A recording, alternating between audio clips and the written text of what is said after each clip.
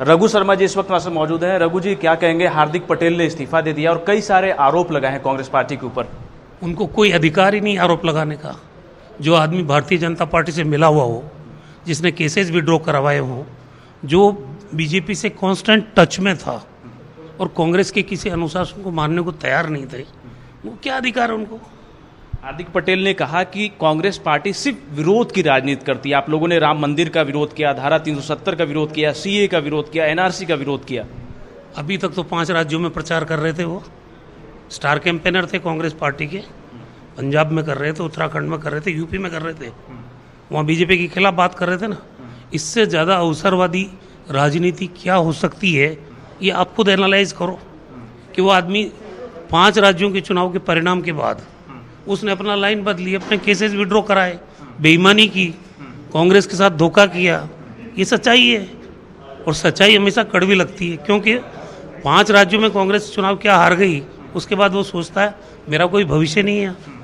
यहाँ कोई इन्विटेशन थोड़ी देता किसी को आप पार्टी में आई है। कांग्रेस नेतृत्व पर भी सवाल उठाए, यानी कि सोनिया गांधी, राहुल गांधी दोनों पर अधिकार नहीं है, क्योंकि वो एक डिसिप्लिन में रहने वाला इंसान ही नहीं है और वो जहाँ जाएगा उस पार्टी के अनुशासन को भी तोड़ेगा।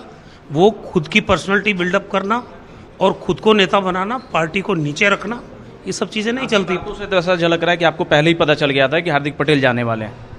ये तो सब लोगों को मालूम था। कभी आप पार्टी का सिंबल हटा रहे हैं, कभी आप भगवा पगड़ी पहन रहे हैं, कभी जिन धर्म गुरुओं को आप बुला रहे हो उनसे कहलवा रहे हो कि आपको बीजेपी ज्वाइन करनी चाहिए, मुकदमे आपके अचानक सारे वापस विड्रॉ हो रहे हैं। ये सब चीज़ें ऐसा है, देखिए। और ये घटनाक्रम आज का नहीं है, वो कांग्रेस पार्टी से लगातार धोखा कर रहे थे और एक दिन का इंसिडेंट, केस विड्रॉ करने में कितना टाइम लगता है। वो पहले से चीफ मिनिस्टर जो बीजेपी के हैं गुजरात के, उनसे मिल रहे थे, अमित शाह जी से मिल रहे थे, हमारे पास सारी खबर थी। लेकिन हमने कहा कि इनको अपने आप ही छोड़ने दो, उसको आरोप लगाने का कोई नहीं सोचा कि पार्टी से ही बाहर निकाल दिया जाए। समय रहते जब वो आरोप लगाए उससे पहले आप लोगों ने सोचा नहीं कि पार्टी से उनको बाहर निकाल दिया जाए, बाहर का रास्ता दिखाया? उनके आरोपों में इसलिए दम नहीं है, पूरा गुजरात जानता है कि ये सौदेबाजी हुई है, मुकदमे वापस होने। उनके मुकदमे अचानक कैसे वापस हो गए?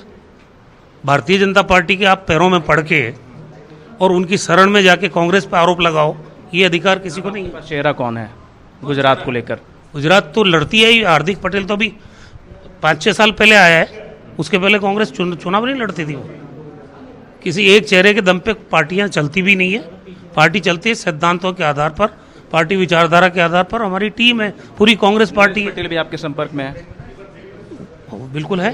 बहुत शुक्रिया। तो ये गुजरात कांग्रेस के प्रभारी रघु शर्मा थे, जो कह रहे हैं कि हार्दिक पटेल ने जो आरोप लगाया है कांग्रेस पार्टी के ऊपर और नेतृत्व के ऊपर, विचारहीन आरोप है और इन सब बातों का कोई आधार नहीं है। और रघु शर्मा का ये भी कहना है, उनको पहले से जानकारी था कि हार्दिक पटेल कांग्रेस पार्टी छोड़ने वाले हैं।